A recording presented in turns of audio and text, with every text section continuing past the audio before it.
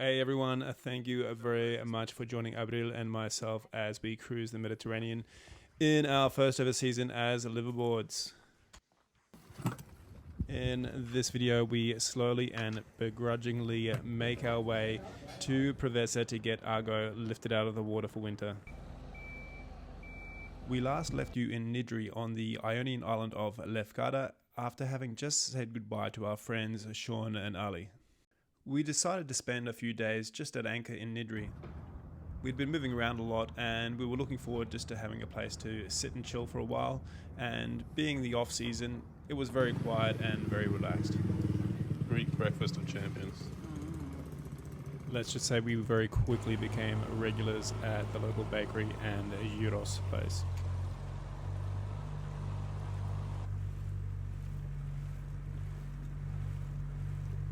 Now, normally, taking a boat from Nydri to Preveza is as easy as motoring it up the channel that separates Lefkada from the mainland. However, I had recently discovered that the opening and closing bridge that lets boats come up through the canal had been closed for some time. I later found out that this was because it was due for a safety check, but there was some kind of dispute as to who was going to pay for it, and it was being deliberated over by the authorities for some time. We, however, weren't about to complain about taking the scenic route. Besides, we'd gotten to a really good habit of taking it slow. What have we done today? Well, I did quite a lot. Oh. Blanket pretty much. But I still have all this up. I quite like these days, It's lazing around the boat and Yeah. not going anywhere. But I think I need to go for a run. I guess we did get a few things done.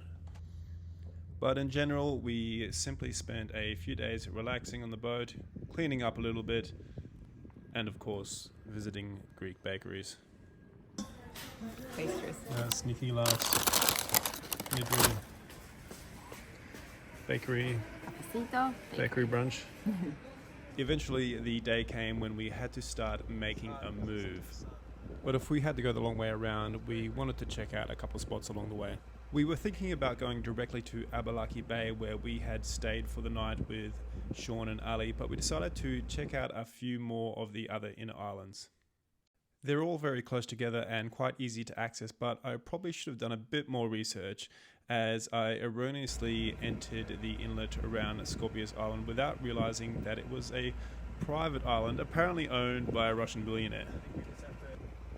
After the third or fourth no anchoring private property sign, I decided I better hightail it out of there. So we decided to motor directly south to Meganisi to check out a few bays that we hadn't checked out with Sean and Ali.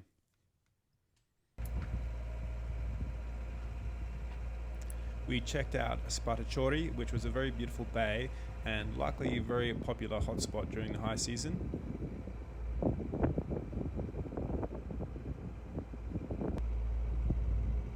But ultimately we decided that we really wanted to go back to Vasiliki Bay. It was such a lovely anchorage when we stayed there 4 or 5 nights earlier, and I really wanted to explore the town that was in the hills above. And so we motored the few miles around to Vasiliki Bay.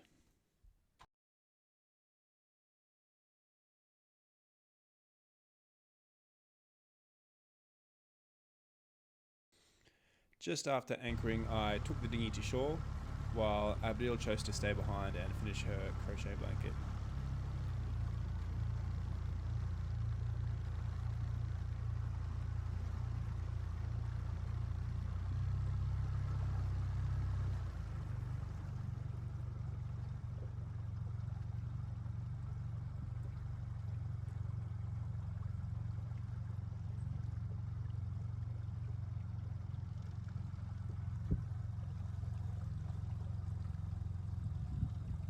Because it was just me, I turned it into an opportunity to get some exercise and go for a run.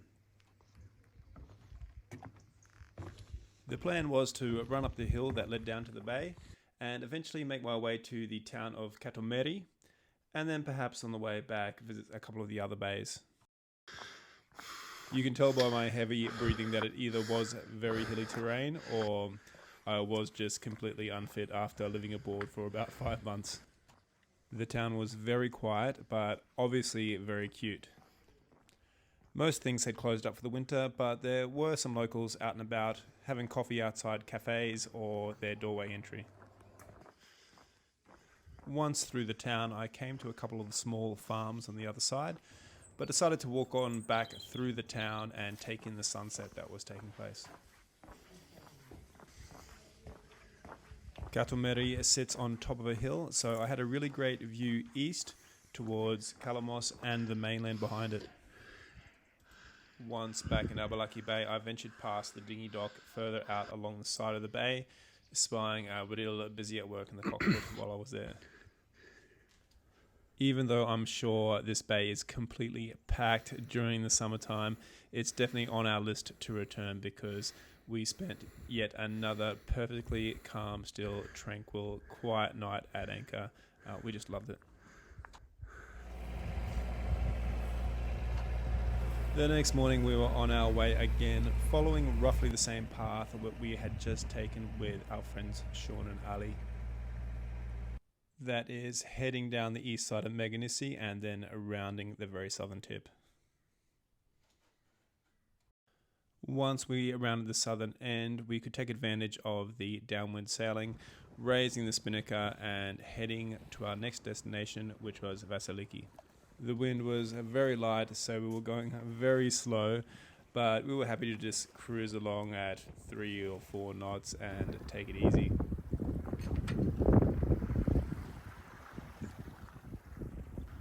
Vasiliki is yet another town that we remember passing through on our first trip to Lefkada 3 years earlier.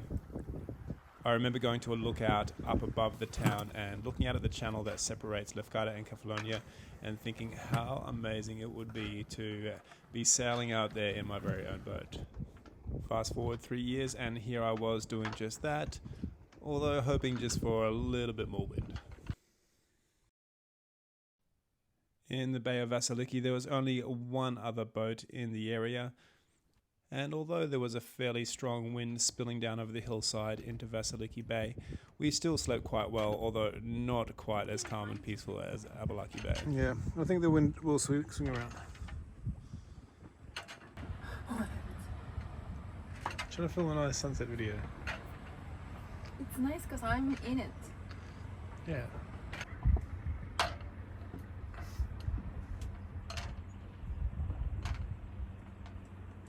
Although we had more than enough time to make it to Preveza that day, we really wanted to stop for lunch in Agios Nikitas, a small little fishing cum holiday town that we'd visited a couple of times in the past couple of years. We motored the 3 miles or so down to the southwest tip of the island. Once rounding it, however, we were treated to some excellent wind, and we spent a couple of hours sailing up the west coast with between about 13 to 18 knots of wind, making for some reasonably fast, fun sailing. Given that it was probably the last time that season that we would be properly sailing, I was really trying to soak it up.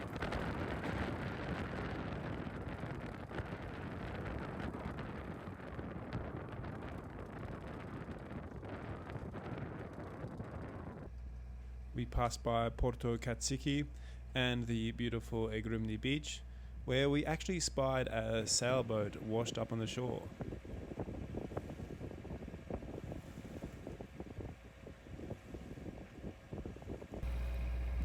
¿Qué haces? ¡Al fin! No, La última colita, una no lo puedo semana, creer. hace más de una semana que estoy escondiendo estas colitas, ¿por qué no lo hice en el camino? Espera.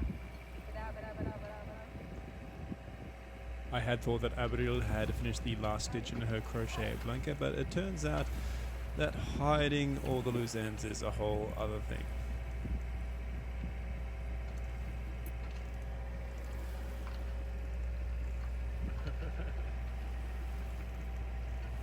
Got it.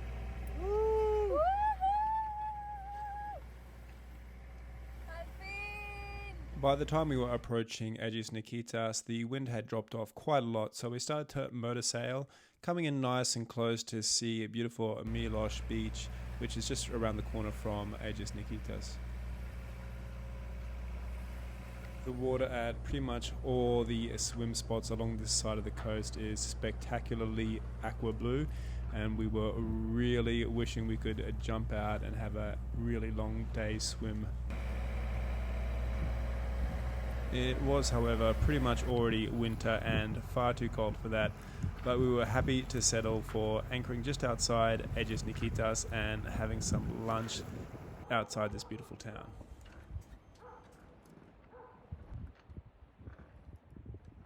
Yeah. Oh, yeah. So where is this beautiful spot we are? Agios Nikitas. What's the significance? We've been here twice. Well, I've been here 3 times. And Oh, we love it. we love it. It's not a super well protected anchorage, but it's a really nice day stop and beautiful little village. Yeah, it's beautiful. And just around the corner from Milos Beach, somewhere around there. Abigail had just finished putting the very final last touches on her crochet blanket, so I thought I'd get a good shot of her showing it off on the foredeck of Argo.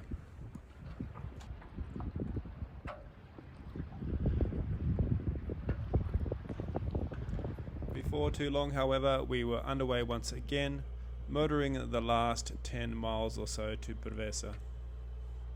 Even though it was the long way around the island, we were certainly happy to do so, catching up on all these spots that we had visited a few years earlier, but could now do so from our own boat. If only we were a couple of months earlier to enjoy the warmer weather too. After going through the channel that leads to Preveza harbour, I was finding it a little difficult to find the entry to the marina because it was being blocked by this giant cargo ship. But did find it eventually.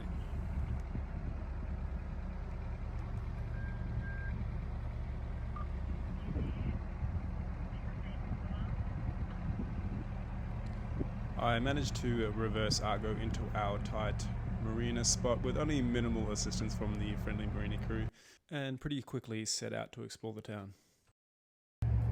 Dinner would have to wait a little longer than anticipated, however, because Abril came across an amusement parlour. And Abril goes crazy for amusement parlours, especially when they have claw machines. I think this stems back from a moment on our Greece trip a few years earlier when Avril actually won 2 toys in a row on these claw machines, so I think she's under the false belief that she has incredible talent in operating them.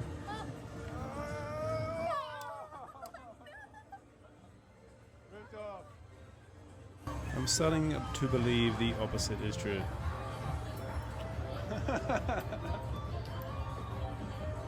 Now, we did have some extensive boat upgrades planned, but given the amount of money Abril pumped into this claw machine, I think we're going to have to put it off a season or 2. It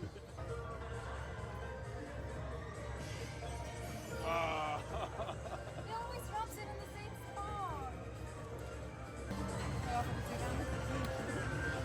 Oh no, I was gonna. It's when they get to the top, they're like. Oh, one more left, one more. It's gonna.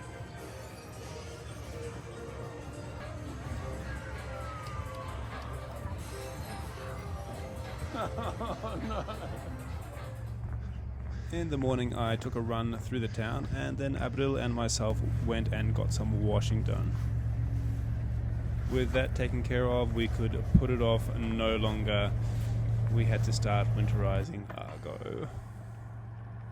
I started first by taking down all her sails, as it was going to be a lot easier to do it in the marina than in the boatyard, and then set about cleaning out all the lockers, giving the dinghy a thorough cleaning, and everything else on deck. During breaks, I made friends with a local boat cat who wasn't particularly interested in my pathetic offer of cheese. You don't want any cheese? I can't help you. I don't have any meat.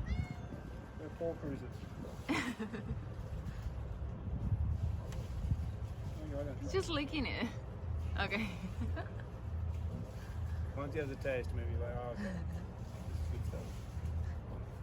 Another jog through town early morning the next day, where I found some fishermen feeding the local cats, but then it was straight back to work continuing to winterize Argo. There was quite a few things that we planned to do after she had been lifted out of the water, but I wanted to prep up as much as I could. Okay, lunchtime on day 2 of winterizing Argo. Cushions here are still drying. The dinghy is washed. I'll be putting it down soon. The jib is off and stored below. The main is also off. I think I'm going to keep the lazy bag there though. So I've got the battens all out here. We'll put them down below before we go. I just rinsed out the outboard motor with fresh water using the those little muffs. So I still have it all set up with the fuel tank. I had to take the line out of the dinghy, which will be a bit annoying to put back for next season, but yeah, shouldn't be too hard. And then other than that, it's just tidying up all these lines, drying stuff out. One more wash this afternoon. Oh yeah, the bimini's off. She looks very naked with no sails and no bimini. This winterizing business, I much just prefer to stay on board all year. After a couple of days of non-stop boat work, we thought we deserved a night out. There were so many good-looking seafood restaurants in Preveza, even in the off-season when it is already cold. So we're pretty hard-pressed to find a place to eat, but we eventually chose, well, why are you looking like that? So much food. The size of those anchovies. Shrimp saganaki, grilled octopus. You happy? First thing in the morning, we were off to make our scheduled lift out just across the bay. We were a little bit concerned about how this would go because we knew that we had to reverse in and it was quite windy, but it turns out we had nothing really to worry about.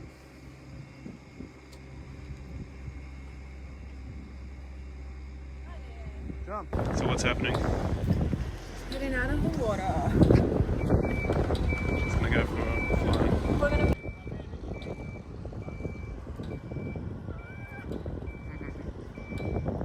Getting Argo lifted out of the water, but we're really worried about we had to reverse into the slip for the lift out, but it actually went really well. That dinghy helped us. These guys are pros. They've done it, I think, 1,000 times. So. And also, Argo's been lifted out 7 times, so she'll be okay. Just me that's a bit nervous. While we were waiting, I had a really great chat with a gentleman from Germany who was getting his boat lifted out just before us. And in fact, he would end up being one of our boat yard neighbours.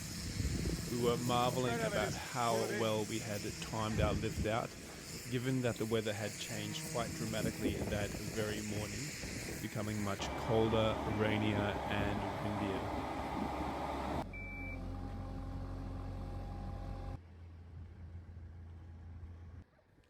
The lift out actually went perfectly smoothly, but I wasn't without my nervous moments, of course. This was actually the first time I'd seen Argo's hull out of the water, because when I had the initial survey done prior to purchasing, I wasn't actually present. I had sent an engineer along and had gone through the detail of his extensive report, but it just didn't make sense to fight all that distance just to witness the lift out and survey.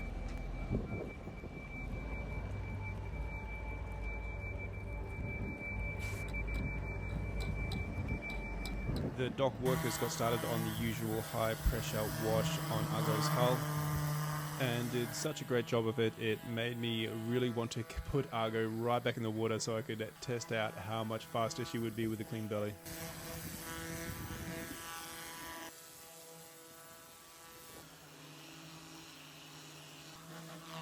It was only about 8 o'clock in the morning and already a couple of other boats had lined up behind us.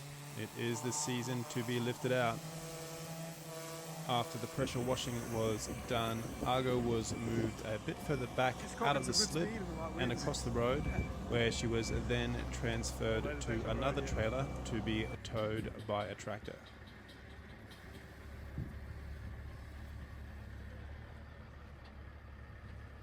After about 10 minutes of carefully repositioning Argo on top of the trailer to ensure the greatest amount of safety, Argo was on the move again, this time to her place for the off-season in the boatyard. And it turned out to be a much longer journey than expected. And at one point we thought we might actually lose Argo and the tractor and have to search for her in and amongst this massive boatyard.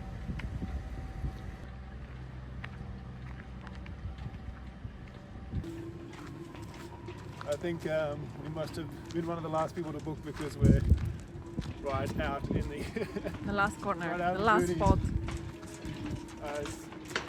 How long have we been walking for? 10 minutes. Half an hour. We thought we might be approaching our spot when the tractor started to reverse, but it turns out it just needed to back its way down this particular part of the road.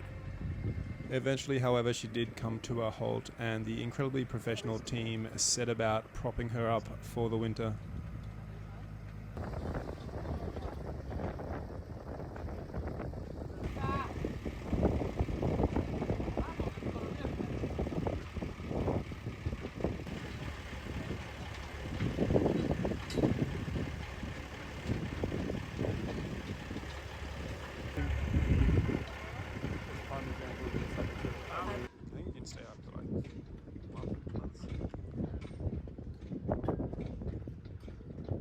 With the lift out having gone smoothly and with a whole heap of boat work ahead of us, we decided to take a quick break for a late breakfast / lunch at the cafe that's near Cleopatra Marina. We just need a place nearby for Euros. The first thing I wanted to do was winterize the engine. With me. When the tub is full, I'll No, keep the what wood. do I do here? Just turn on the engine as normal. That's normal. And then just listen out for me to tell you to... So I don't put the clutch in at no point. No. Yes. Yeah. Clutch always out. Yeah. So the idea behind this part of the process was to run fresh water through all the parts where seawater would normally get pumped through. With the experience of already doing the same for the generator at the marina, this one went quite smoothly and I was quite happy with the result. The winter weather had truly set in, and as the sun was setting, the wind was really picking up. And in fact, all through the night, it was shaking and felt like it was rocking Argo while it was up on its stand. Look at these miserable conditions. You can really see the white caps on the waves. Somehow we got to get our covers on this wind. So we have got to go to the... It took us the entire day and some hours into the night to get everything that we wanted to get done, but eventually we made it and decided to treat ourselves to one last meal in Preveza, and I think we deserved it. So we're a bit thirsty, are we? Tired. So I think we ran this winterizing a boat over 2 days. Yeah. We deserve to be double parked. Cheers. Chin chin chin chin. I just want something good with them.